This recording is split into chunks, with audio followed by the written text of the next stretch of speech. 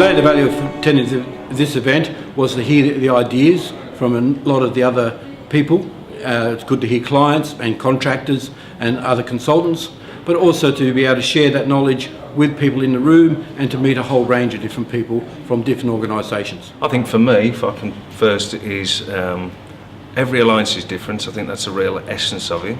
And alliances stand out on their own because they lack formal structure in one respect, but demand quite a bit of rigour outside of that. And it's really interesting to speak to other people in alliance and to understand how they've approached it.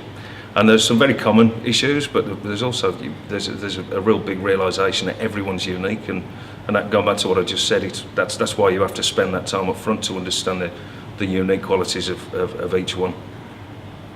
Just to reiterate that, it's meeting people. It's meeting and talking to the people that are doing the similar things that we're doing, facing similar challenges to the ones that we're facing, and actually dealing with them and overcoming them and finding out how they've done it so that we don't reinvent the wheel.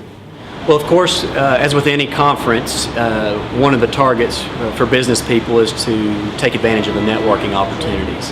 And obviously in this conference that opportunity has been great, but I think also the ability to network with people in the Australian culture and in a different industry sector.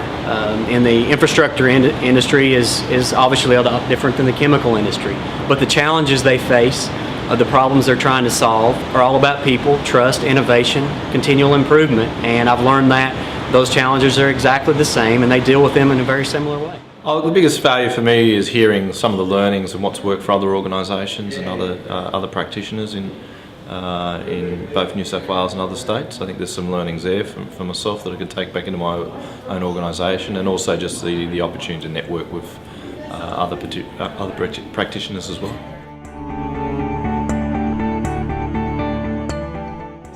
It was very good this morning to hear from some of the client representatives and how they're trying to battle with this question of value for money.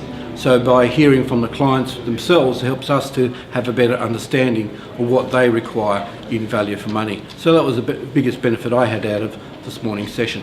The time we spent yesterday looking at high-performing teams, team interaction, and how people work together and understanding people relationships to develop high-performing teams. I think if there's an area that we still need, I think, to focus more on is how do you bring people into that environment and turn a group of people into a high-performing team very quickly, because you don't have time in a 10, 15, 20-year type of organisation to do that over years. And everybody talks about culture change taking years in big organisations.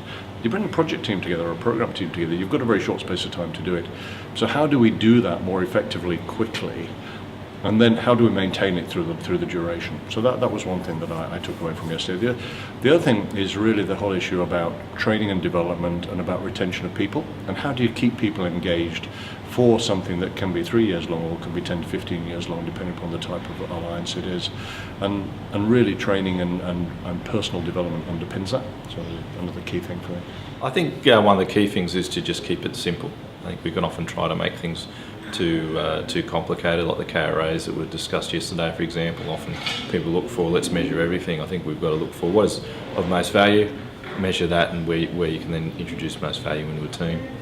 How to set up teams, what works, how to drive and get the best performance out of teams is probably the highlights that I'll take away. So again, the lessons I've taken from the event are continuing to validate that this business is about people, because we've talked about the collaborative nature of relationships, we've talked about the trust that needs to be developed, and that can only be developed over time, so you need relationships to be able to establish that type of working environment.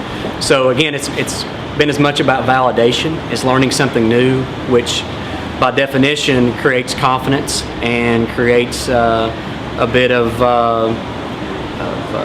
reinforcement that you're doing the right things.